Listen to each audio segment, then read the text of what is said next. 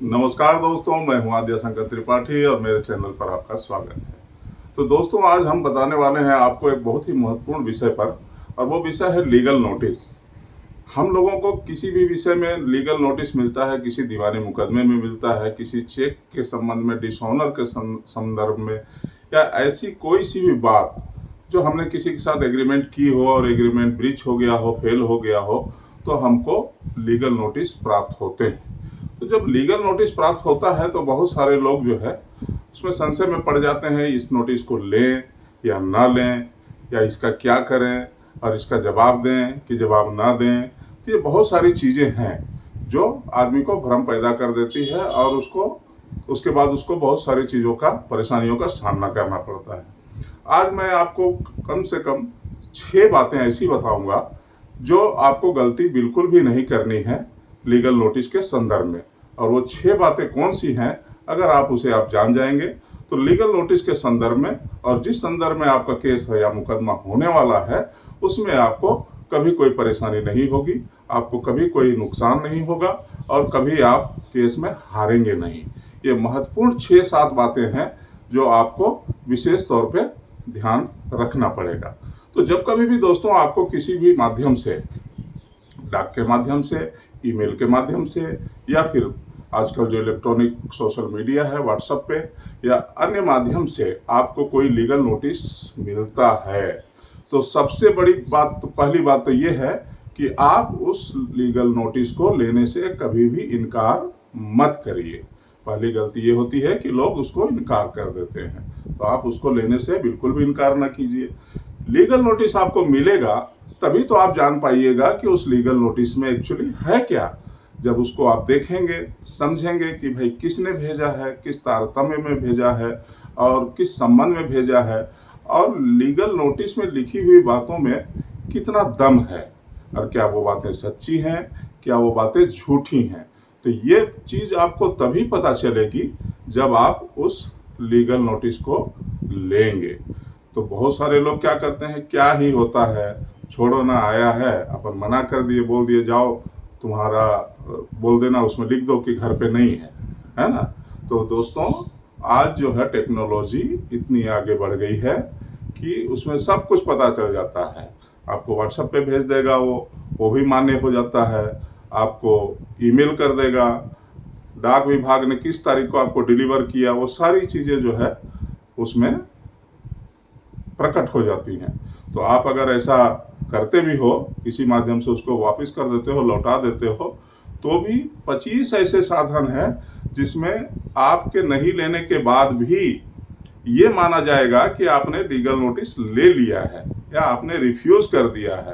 तो रिफ्यूज भी किया है तो भी ये माना जाएगा कि आपको लीगल नोटिस डिलीवर हो चुका है और आपने उसको लेने से मना किया है। तो लेने से मना करना भी ये माना जाएगा कि आपने लिया है। तो ये दोस्तों पहली गलती है, आप कभी मत करिएगा कि लीगल नोटिस को लेने से मना कीजिए। क्या दिक्कत है, आप लीजिए उसको, तभी तो आपको पता चलेगा कि लीगल नोटिस में है क्या।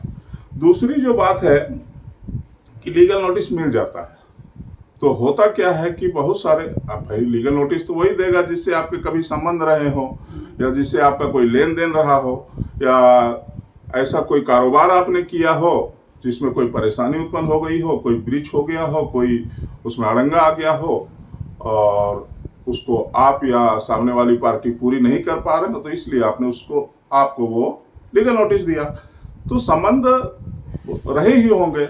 तो जब लीगल नोटिस मिल गया आपको, तो उस लीगल नोटिस के संदर्भ में आपको उस आदमी से, जिसने आपको लीगल नोटिस भेजी है, उस केस के सब्जेक्ट में और लीगल नोटिस के सब्जेक्ट में किसी भी प्रकार का कोई बातचीत बिल्कुल भी नहीं करना है। भले ही अच्छे संबंध हो, मिलते हो, जुलते हो, सब कुछ करते हो, लेकिन उसके संदर्भ में आपको बातचीत नहीं करना है। कोई व्हाट्सएप मैसेज नहीं करना है कि यार ऐसा नहीं था, यार हमने 2 लाख रुपए थोड़ी लिया था, यार हम तो 50,000 ही लिए थे, आप तुम तो बड़ा बढ़ा करके हमको नोटिस भेज दिए हो, इसमें से हमने इतना दे दिया था, इसमें हमने उसके मार्फत इतना पैसा दिलवाया था, या ज़मीन की खरीदारी का कोई नोटिस है, बिक्री का कोई नोटिस है, तो इसमें तो तुमने यार देखो ज़मीन हमको डिस्पोजेस करा के नहीं दिया, मकान खाली करा के नहीं दिया, इसलिए वो जो है एग्रीमेंट फेल हुआ है, इसमें मेरी कोई गलती नहीं, ये सब जो भी बातें हो, तो ये बातें आप करेंगी तो होगा, वो उसको क्या रिकॉर्ड कर लेगा, व्हाट्सएप पे भेजेंगे तो वो एक सबूत बन जाएगा।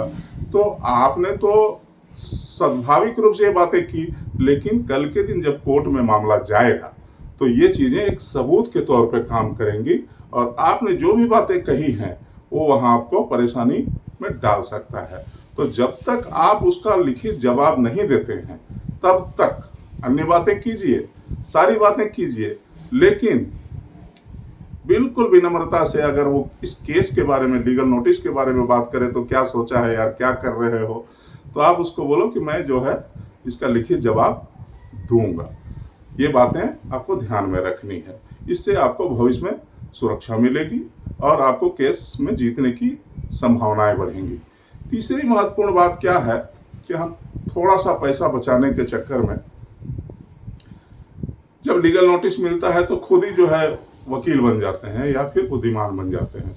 तो वकील हो या किसी भी प्रोफेशन का व्यक्ति हो, वो अपने प्रोफेशन में माहिर होता है, उसके पास डिग्री होती है, उसके पास अनुभव होता है, तो उसको सारे कानूनों की जानकारी होती है। और कानूनों में भी लिमिटेशन होता है, हर चीज़ का एक लिमिटेशन। मान लीजिए कि केस चेक बाउंस का ही कोई मामला है, तो चेक बाउंस के मामले में लिमिटेशन बहुत महत्वपूर्ण है। आपका चेक किस दिन डिसऑनर हुआ, उसमें लिमिटेशन है, भाई 15 दिन के अंदर आपको नोटिस देना है। नोटिस देने के बाद उसको मिलने के बाद 1 महीने के बाद आपको उसका केस फाइल करना है। तो ये बहुत सारी चीज़ें लिमिटेशन है, उसमें टाइम बाउंडेड है। तो ये चीज़ें आप जानते नहीं हैं। कोई भी मान लीजिए क्रय विक्रय का कोई एग्रीमेंट है या और कोई एग्रीमेंट है, तो उसके भी अलग अलग लिमिटेशंस हैं। लिमिटेशंस के अलावा भी बहुत सारी चीज़ें हैं जो एक वकील जानता है। तो आप सबसे पहले एक काबिल वकील के पास जाइए और अपना वो नोटिस दिखाइए और उससे समझिए कि ये नोटिस मुझे आया है, क्या इसका जवाब देना चाहिए, क्या इसका जवाब नहीं देना चाहिए, या इस नोटिस में जो बातें लिखी हैं क्या ये लीगल है, लीगल अनलीगल हैं, या इसको इग्नोर करना चाहिए, या इस मुकदमे को हमको आगे लड़ना चाहिए। तो ये चीज़ें जो है आपको एक वकील ही जो है अच्छे से बता सकेगा कि उसको कैसे करना है। आप अगर पढ़े लिखे हैं, समझदार हैं और साधारण सी चीज़ है आप दे सकते हैं, तो आप ऐसा नहीं है कि आप लोग उसका जवाब नहीं दे सकते हैं। लेकिन अगर उसमें आप एक विश्वसनीयता चाहते हैं कि हमको आगे चल के कोई नुकसान ना हो, तो वकील की राय जरूर लेनी चाहिए, और जो भी फीस हो वकील साहब को उसकी देनी चाहिए। बहुत बार होता क्या है दोस्तों, तो ये भी एक तीसरी गलती है। मान लीजिए दूसरी गलती तो हो गई कि भाई आपको वकील के पास जाना चाहिए, पहला गलती है कि लोग लीगल नोटिस लेने से मना नहीं करना चाहिए, और तीसरी बात जो है कि आपको ये देखना है कि भाई अब मान लीजिए छोटा मोटा कोई मामला ही है, आपका मान लीजिए 10-20 हज़ार का है और आपको दिख रहा है कि खर्चा 50 का दिख रहा है, तो हम ऐसा काम ही क्यों करें, उसको अपने स्तर से किसी बात को निपटा लें, है ना। कई बार जरूरी भी नहीं होता है कि उस नोटिस का जवाब दिया जाए, तो ये भी आपको तय कर लेना है कि जवाब देना है कि नहीं। चौथी बात यह है दोस्तों कि कभी भी जब भी आप या तो स्वयं नोटिस का जवाब दें या वकील के पास जाए, पूरे दस्तावेज के साथ जाएं, पूरी जानकारी के साथ जाएं। अधूरी जानकारी के साथ कभी भी किसी भी लीगल नोटिस का जवाब बिल्कुल ना भेजें, क्योंकि जो जवाब आप देते हैं या जो लीगल नोटिस आप देते हैं उसके लिए मैं अलग से एक वीडियो बनाऊंगा कि लीगल नोटिस देने में क्या गलती नहीं करनी चाहिए। ये तो मैं अभी बता रहा हूं आपको कि लीगल नोटिस लेने में क्या गलतियां नहीं करनी चाहिए। तो जब भी आप कोई लीगल नोटिस का जवाब देते हैं तो संपूर्ण जानकारी, जो भी दस्तावेज हैं, जो भी आपके पास सबूत हैं, उनको क्रमवार समस्त तथ्यों को, जो फैक्ट्स हैं उसको उसमें लिखना चाहिए। अगर आप कोई चीज़ छोड़ देते हैं या किसी अंक के आंकड़े में या किसी भी चीज़ में आपने कोई गलती की है, तो जब आपका मामला, मुकदमा, केस कोर्ट में चलेगा तो आपने जो जवाब दिया है आप उसके तथ्यों से बाउंडेड हो जाते हैं, बंध जाते हैं, विबंधित हो जाते हैं। तो उस समय में आप ये नहीं कह सकते हैं कि ये ऐसा नहीं था, ऐसा था। अगर आप ऐसा कहेंगे तो वो आपके ऊपर बोलेगा कि भाई आपने तो नोटिस में ऐसा लिखा था, तो या तो आप नोटिस में गलत बात लिखे थे या अभी गलत बात बोल रहे हैं। तो यहां पर यह देखना होता है कि आप समस्त तथ्यों को विस्तार पूर्वक पूरी जानकारी उसमें तथ्यों के रूप में वहां पर लिखें।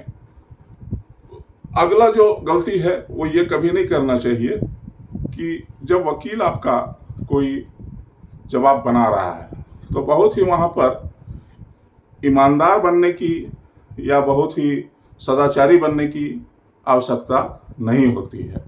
वकील साहब जब आपका जवाब बनाते हैं तो हर कानून का एक फ्रेम होता है और उस फ्रेम को तथ्यों को फिट करने के लिए कुछ बातें ऊपर नीचे लिखी जाती हैं।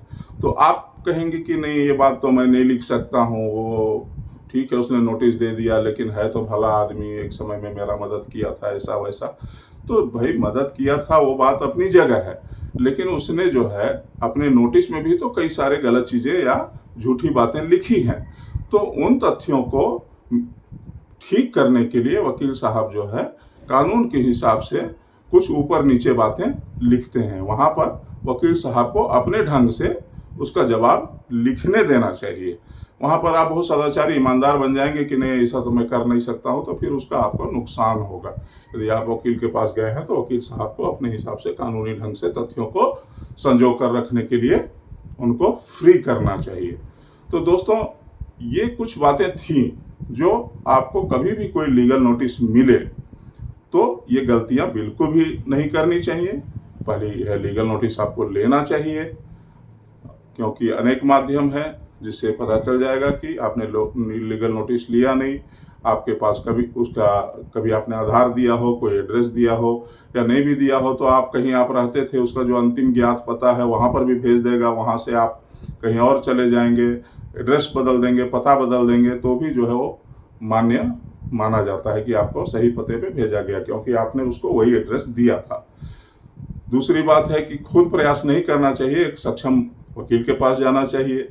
तीसरी बात है कि वहाँ पर जो है समस्त तथ्यों को, दस्तावेजों को सबूत के तौर पे उस जवाब में देना चाहिए और ज़्यादा ईमानदार बनने का प्रयास नहीं करना चाहिए। ठीक है, वकील साहब ने कुछ ऊपर नीचे बातें, बहुत गलत बातें लिख दी हो तो उसको आप ये कह सकते हैं कि इन शब्दों को ऐसा ना लिख करके ऐसा लिख दीजिए, वहाँ तक चलता है। तो ये बातें हुई दोस्तों, लीगल नोटिस मिलने पर हमें ये गलतियां नहीं करनी है। आशा है ये वीडियो आपको अच्छी लगी होगी।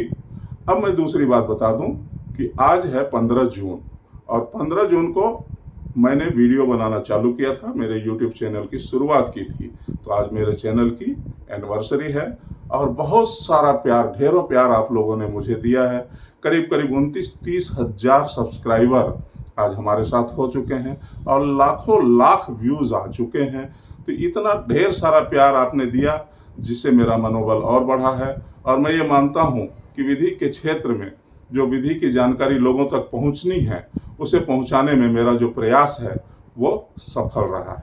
तो ये वीडियो आपको अगर अच्छा लगा हो तो अपने अनमोल कमेंट मुझे ज़रूर दीजिएगा और लाइक और शेयर ज़रूर कीजिएगा। सब्सक्राइब तो नए व्यूअर को करना ही है, उसे बार बार कहने की आवश्यकता नहीं है। तो मिलते हैं दोस्तों अगले वीडियो में एक बहुत ही महत्वपूर्ण जानकारी के साथ। तब तक के लिए जय हिंद, जय भारत।